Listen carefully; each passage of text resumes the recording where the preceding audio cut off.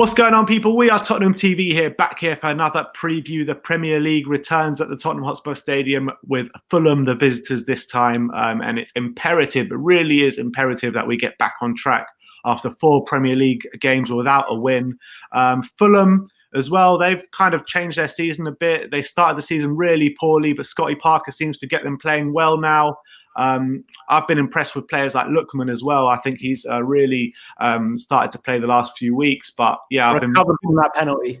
Yeah, recovered from that penalty. But I think he's a good player, Lookman.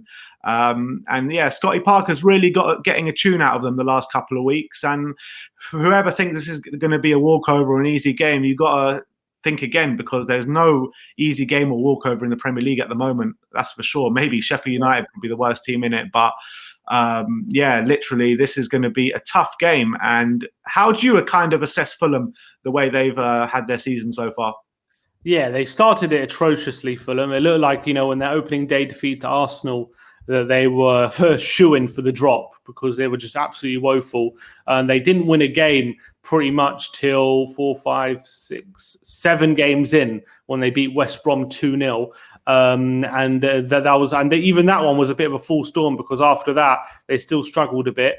But then all of a sudden things seem to change. They beat Leicester 2-1 away from home, really impressive result, and they fully deserved it. And all of a sudden, since then, they've given some really good teams a tough game. They lost, obviously, to City 2-0, but then they drew to Fulham, drew to Southampton, and they've drawn to Brighton and Newcastle. They actually haven't won in 5 games, but they got a goal as well against Liverpool. They haven't lost. They've only lost 1 of the last 5 as well on the flip side. So they're keeping it tight. They're not conceding as many goals. They've only conceded, they've conceded 2 in the last 3 games, which is a big difference to what they were doing before. Against Everton as well, although they lost 3-2, there was a really close game and they easily could have gotten points out of that one. Everton probably feel they got lucky to come away with that. They've also missed a lot of penalties this season. So, I think they missed like 3 or 4 penalties this season. So, if those go in, it's a different story for them. Goals change games and stuff like that. So Fulham have turned it around a bit. Look, they're not exactly winning every week. They've only won 2 games this season out of 15. So I'm not going to pretend they're on some sort of like amazing form, but they're definitely a lot harder to beat now. That's the big difference. And it's definitely going to be a lot harder for us to win this game. And especially even if we do go 1-0 up, I can see Fulham sticking to their game plan, making sure they keep it tight. A bit like what West Brom did against Liverpool. Even though they were 1-0 down, they didn't immediately come out the traps.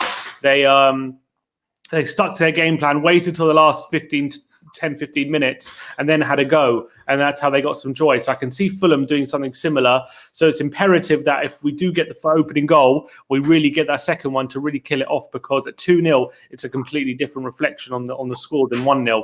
And we need to get that second goal. Otherwise, it gives Fulham encouragement they're still in the game. And that's the worry. Carrying on to look at Fulham, who have you been impressed with out of their squad so far this season? And where do you see the key matchups as well? And it's also interesting to note their good form has kind of coincided with Mitrovic being hooked out of the side as well, which is really interesting. Mm-hmm. Yeah, they've reverted to a back 3 because they were playing a back 4 for a lot of the season, and that wasn't really helping. I think their defenders individually were making lots of defensive errors, and since moving to the back 3, it seems to have mitigated that a bit. They have dropped Lookman in favour of Cavallero up front and of Bobby Cordova-Reid, who add a bit more pace and dynamism up front, maybe a bit more flexible, so they're a bit more of a threat on the counter attack, I feel. Well, Lookman has started every game this season. So I think as well, those 3. So they got a lot of pace now on the counter, whereas with Mitrovic, they're relying heavily on balls into the box and him winning knockdowns and headers and stuff, and it wasn't quite working. They were putting lots of crosses in, and they weren't getting a lot of joy. But now they're a lot more of a threat on the counter. So that's definitely something. One player as well for me who's impressed me quite a fair bit in the central midfield is Anguissa.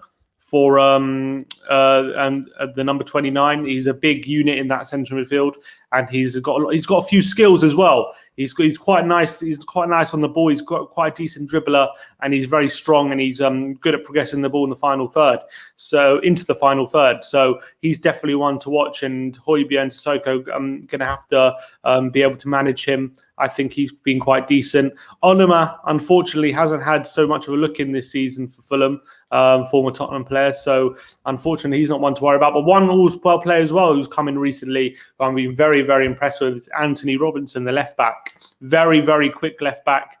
I remember, I'm not sure it was last year or 2 years ago, he had a failed deadline day move to AC Milan when he was at Wigan.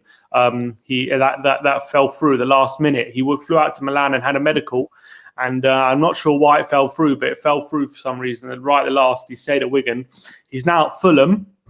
And I don't think he was in the team first few weeks, but he's come into the team recently, and he's really starting to look a threat at left back, and he's really starting to impress at Fulham. So he's also definitely one I would definitely watch. And also the keeper Areola had a bit of a shaky start, but has really recently been into really good performances. And he was playing a lot of PSG before he moved to Fulham. Obviously, before Navas came in, he kind of dropped down the pecking order. But I think he's a pretty good keeper, Areola. He's young. I have to say, masterclass from him incoming for sure. Yeah, honestly. He's probably relishing the opportunity of facing lots of shots, although we don't usually have lots of shots. But maybe in the beginning of the season he would have been like that. But Areola is a very, very competent keeper. I remember there was I think it was one of the French coaches or a French journalist. I can't remember who it was. But it was when he was Areola was at PSG, and I think it was just before the Euros. Oh, sorry, just for the World Cup of 2018. And he was saying that that Lloris should be dropped because they have a much better keeper in Areola, who's younger and he's a lot stronger. And he rated Areola a lot higher than Lloris. And although Areola's career has gone down to Fulham at the moment, I think he's proving at the moment that he's quite a good keeper. He could be a long-term replacement for us for Hugo. Never know. You never know. Yeah, I think he's had a few caps for France as well. Yeah, I think he was in and amongst the squad when he was at PSG as well. I know he's fallen down the pecking order at the moment, and obviously Lloris is well and truly number one there. But Areola, I think at the moment, is having a very good season at Fulham after a shaky start. So I've been very impressed. And yeah, look, we all know keepers love to have their best day of the season against Spurs. So I wouldn't put it past Areola to do that against us. Yeah, and Scott Parker's obviously going to want to get one over us as well, being an old Spurs boy, a bit of a fan's favourite when he was here as well. So, I mean, it'll be nice to see him at the Tottenham Stadium, but do not leave with those 3 points. Do not leave with 1 point. I mean, it is so important that we win this game. It really is. I mean, with the 4 games, obviously not winning in the last 4 games, with Fulham as well not winning in the last 4 games, they probably smell a bit of upset here, Fulham.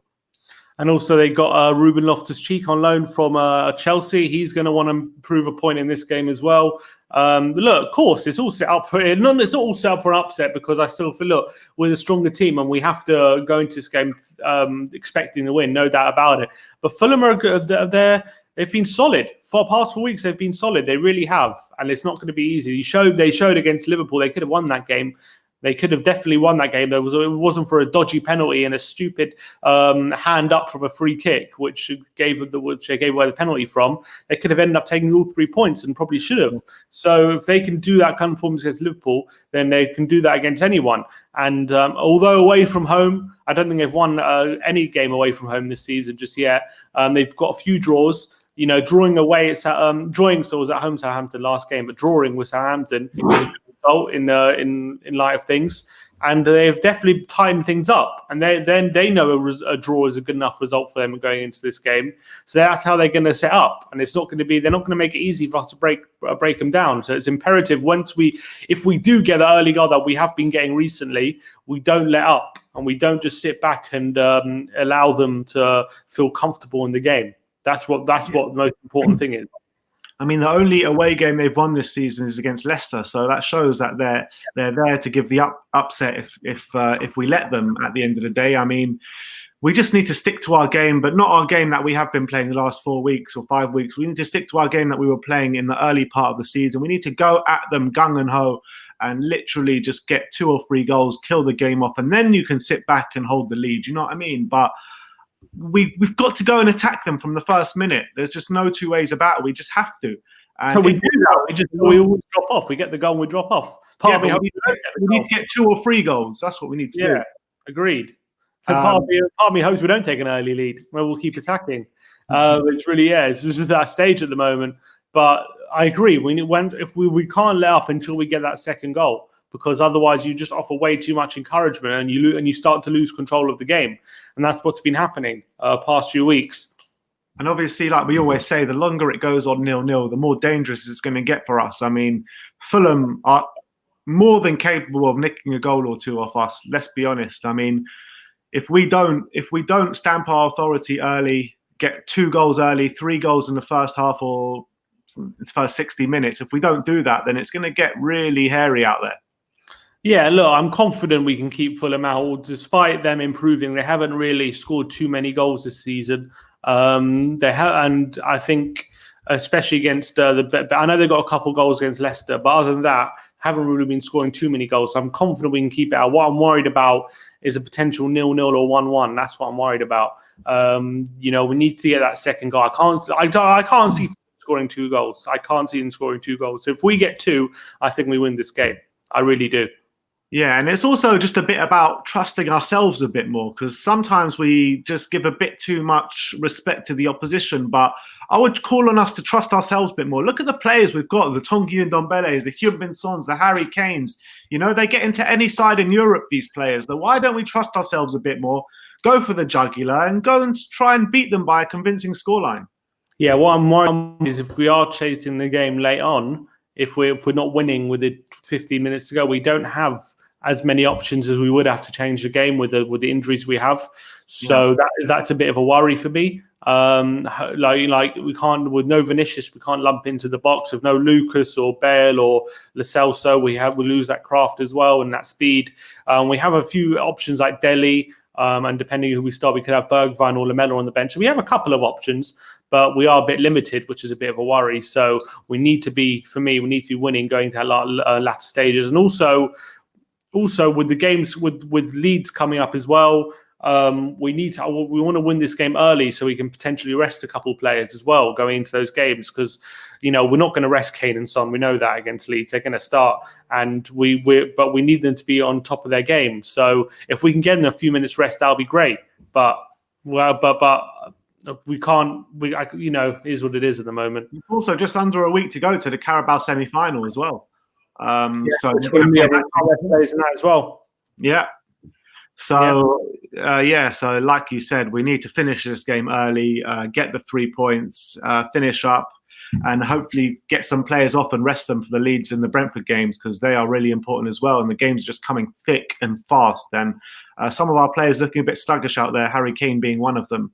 So hopefully he can rejuvenate a bit of energy, and we'll see what happens. But look, I'm going 2-0. I believe you're going 2-0 as well. So let's keep positive. Let's get 3 points on the board. Let me know in the comment section below what your predicted scoreline is. That is our match preview. Like, subscribe, and comment. And as always, come on, Spurs.